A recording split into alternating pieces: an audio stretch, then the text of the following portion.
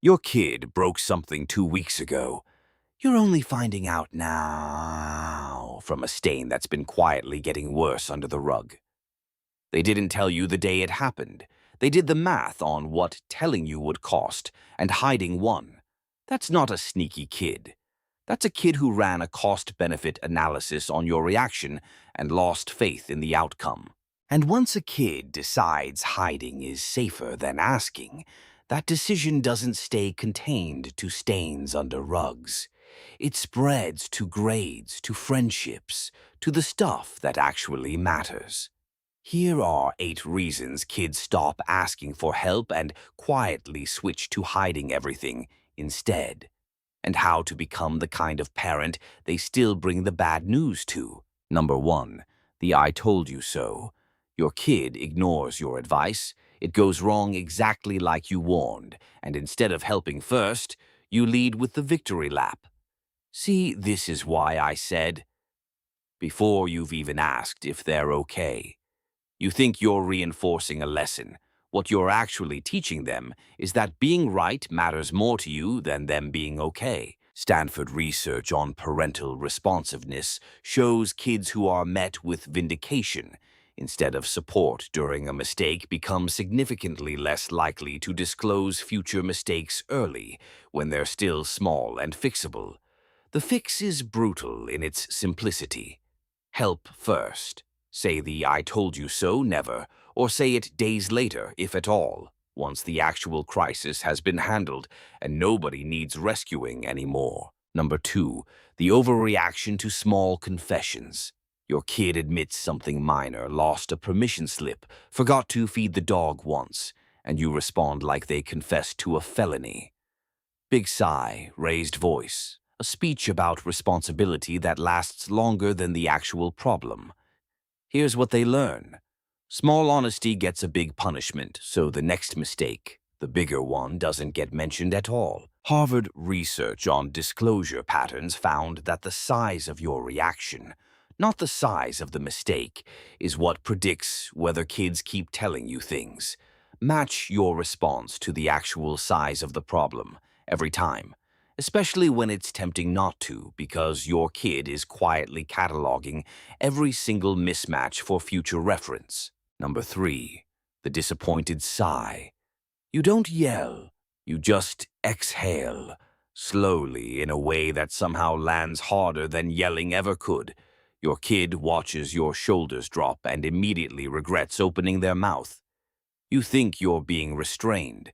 What you're actually doing is punishing them with silence and body language instead of words, which is often worse because there's nothing to respond to, just a feeling they now have to sit in alone. Columbia research on nonverbal parenting cues shows kids read a disappointed exhale as clearly as they read yelling, and it closes the same doors.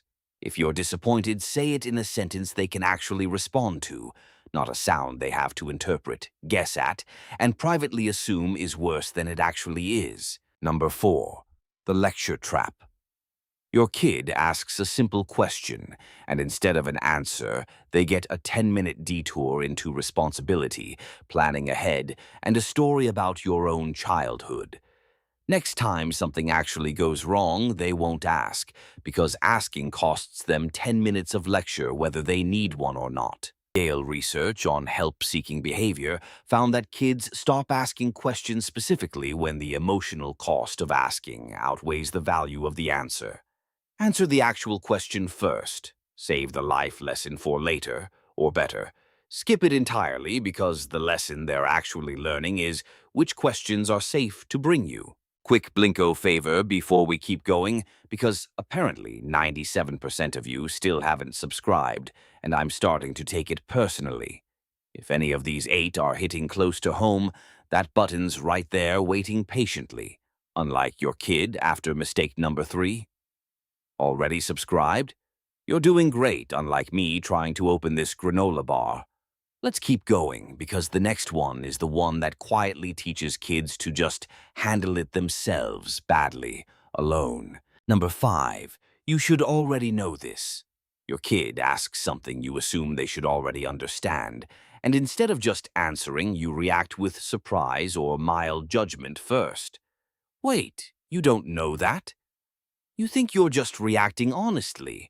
What you're teaching them is that not knowing something is embarrassing enough to avoid ever admitting again.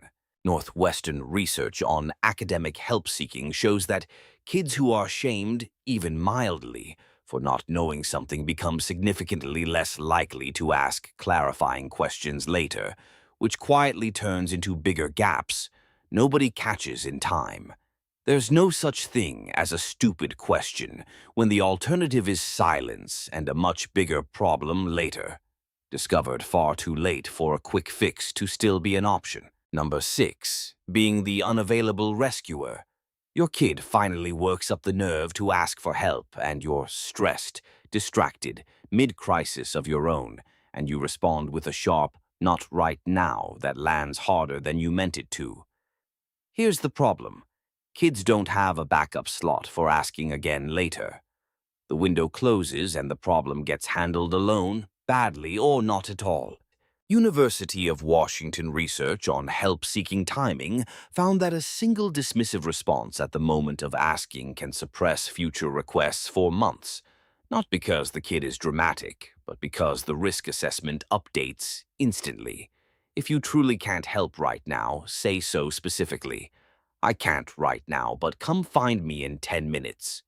Keeps the door open instead of slamming it, and then actually following up before they forget you meant it. Number 7, the consequence escalation. Your kid tells you the truth about something, expecting honesty to count for something, and instead the punishment ends up bigger than it would have been if they'd just stayed quiet and you'd found out some other way. Do that even once, and you've taught them the actual math. Honesty is expensive. Silence is cheaper. Johns Hopkins research on moral development found that kids weigh consequences with startling precision. And once they calculate that hiding costs less than confessing, that calculation sticks for years, whatever the consequence would have been anyway. Make honesty visibly worth something every single time, even when it's inconvenient for you, because a kid only needs to run this math once to remember the answer forever. Number 8, and this is the one that undoes trust faster than anything else on this list. The information leak. Something your kid told you in confidence resurfaces later, in an argument, in a story to another parent, in a moment you didn't think mattered. To you, it's a small slip. To them, it's proof that nothing they say is actually safe. Yale Trust research is unambiguous here. A single instance of a confided detail being used against a kid, even accidentally, does more damage to future disclosure than years of good listening can repair. What was told to you privately stays private, permanently. No exceptions for convenience, no exceptions for a really good story at dinner, no exceptions ever. Here's the thing about all 8 of these. Kids don't stop asking for help because they suddenly become secretive by nature. They stop because somewhere along the way asking got more expensive than hiding, and they did the math faster than you noticed.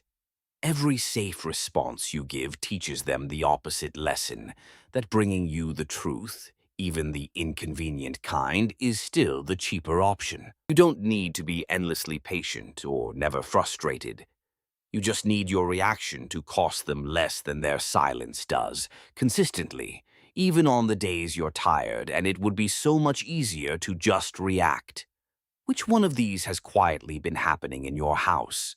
Tell me below, and if you want the video on the exact sentence that gets a kid talking again after they've already gone quiet, that one's next.